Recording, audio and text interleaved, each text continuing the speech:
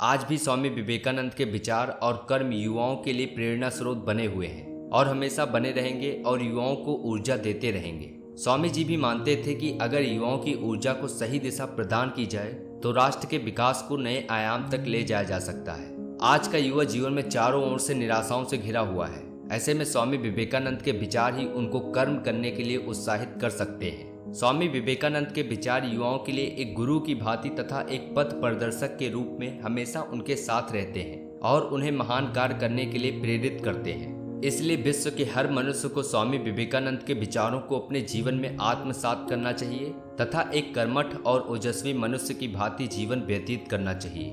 स्वामी विवेकानंद जी कहते हैं कि एक समय में एक काम करो और ऐसा करते समय अपनी पूरी आत्मा उसमें डाल दो और बाकी सब कुछ भूल जाओ।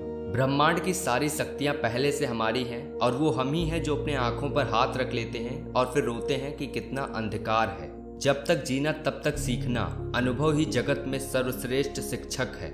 दिन में कम से कम एक बार खुद से जरूर बात करें, अन्यथा आप एक उत्कृष्ट व्यक्ति के साथ एक बैठक गवा देंगे। जब तक आप खुद पर विश्वास नहीं करते तब तक आप भगवान पर विश्वास नहीं कर सकते। संभव की सीमा जानने का एक ही तरीका है, असंभव से भी आगे निकल जाना। शक्ति जीवन है, निर्बलता मृत्यु है, विस्तार जीवन है, संकुचन मृत्यु है, प्रेम जीवन है, द्वेष मृत्यु है। अनेक देशों में भ्रमण करने के पश्चात में इस निष्कर्ष पर पहुंचा हूं कि संगठन के बिना संसार में कोई महान एवं अस्थायी कार्य नहीं किया जा सकता।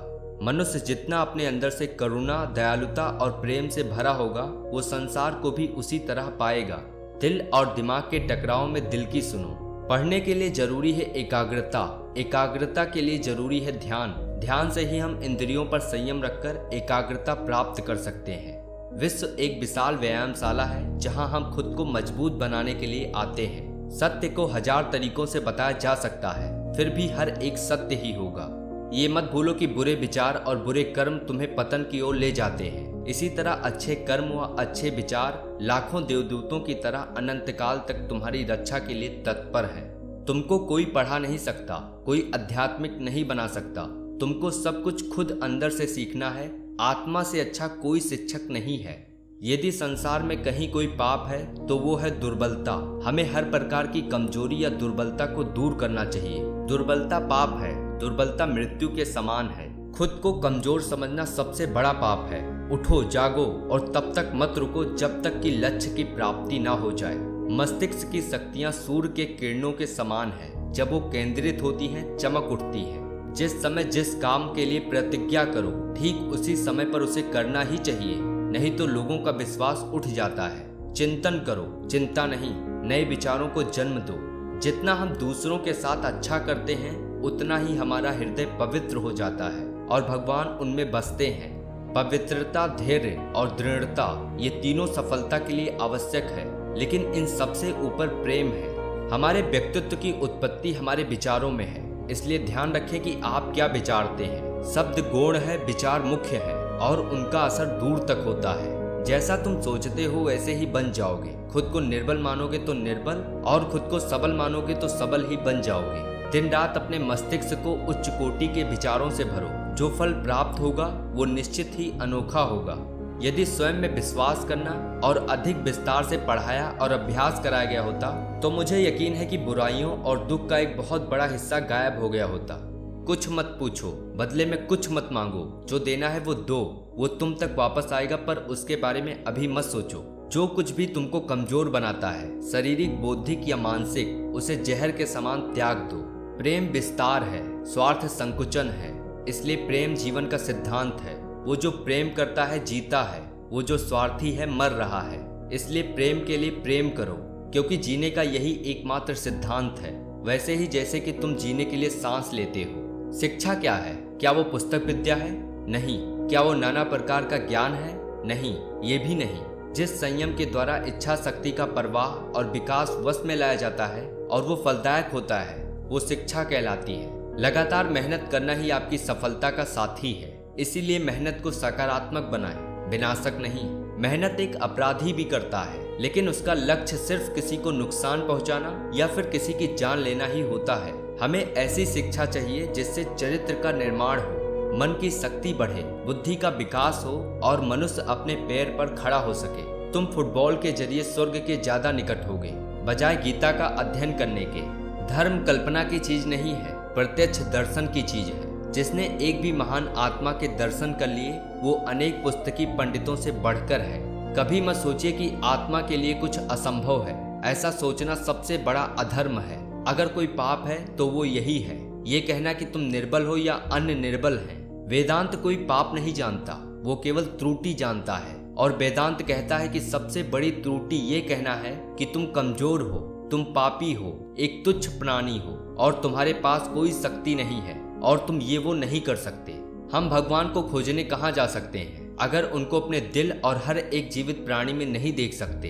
हम हमेशा अपनी कमजोरी को अपनी शक्ति बताने की कोशिश करते हैं, अपनी भावुकता को प्रेम कहते हैं और अपनी कायरता को धैर्य। जिस शिक्षा से हम अपना जीवन निर्माण कर सके, मनुष्य बन सके, चरित्र गठन कर सके और विचारों की सामंजस्य कर सके, वही वास्तव में शिक्षा कहलाने योग्य है। सत्य प्राचीन अथवा आधुनिक किसी समाज का सम्मान नहीं करता। समाज को ही सत्य का सम्मान करना पड़ेगा, अन्यथा समाज का विनाश हो जाएगा। सत्य ही हमारे सारे प्राणियों और समाजों का मूल आधार है। अतः सत्य कभी भी समाज के अनुसार अपना गठन नहीं करेगा। वही समाज सबसे श्रेष्ठ है जहां सभी सत्यों को कार्य में परिवर्तित किया जा सकता है। यही मेरा मत है। और यदि समाज इस समय उच्चतम सत्यों को स्थान देने में समर्थ नहीं है तो उसे इस योग्य बनाओ और जितना शीघ्र तुम ऐसा कर सको उतना ही अच्छा होगा। किसी की निंदा मत करो। अगर आप मदद करने के लिए हाथ बढ़ा सकते हैं तो जरूर बढ़ाइए। अगर नहीं बढ़ा सकते तो अपने हाथ जोड़िए, अपने भाइयों को आशीर्वाद दीजिए और उन्हें उनके मार्ग पर जाने दीजिए। जिस प्रकार से विभिन्न स्रोतों से उत्पन्न धाराएं अपना जल समुद्र में मिला देती हैं, उसी प्रकार मनुष्य द्वारा चुना हर मार्ग, चाहे अच्छा हो या बुरा, भगवान तक जाता है। केवल उन्हीं का जीवन है जो दूसरों के लिए जीते हैं। अन्य सब तो जीवित होने से अधिक मृत हैं। हर काम को 3 अवस्थाओं से गुजरना होता है, उपहास, विरोध और स्वीकृति। यही दुनिया है। यदि तुम किसी का उपकार करो तो लोग उसे कोई महत्व नहीं देंगे, किंतु जो ही तुम उस कार्य को बंद कर दो वे तुरंत तुम्हें बदमाश प्रमाणित करने में नहीं हिचकिचाएंगे। मेरे जैसे भावुक व्यक्ति अपने सगे स्नेहियों द्वारा ठगे जाते हैं। जो अग्नि हमें गर्मी देती है हमें नष्ट भी कर सकती है। यह अग्नि का दोष नहीं है। आकांक्षा, अज्ञानता और असमानता ये बंधन की त्रिमूर्तियां हैं। सच्ची सफलता और आनंद का सबसे बड़ा रहस्य ये है, वो पुरुष या स्त्री जो बदले में कुछ नहीं मांगता। पूर्ण रूप से निस्वार्थ व्यक्ति सबसे सफल है। वह नास्तिक है जो अपने आप में विश्वास नहीं रखता। धर्म ही हमारे राष्ट्र की जीवन शक्ति है। ये शक्ति जब तक सुरक्षित है तब तक विश्व की कोई भी शक्ति हमारे राष्ट्र को नष्ट नहीं कर सकती। बस आज के लिए इतना ही। उम्मीद करता हूँ कि आपको स्वामी विवेकानंद के विचार पसंद आए होंगे। अगर पसंद आए हो तो अपने दोस्तों के साथ शेयर जरूर करना।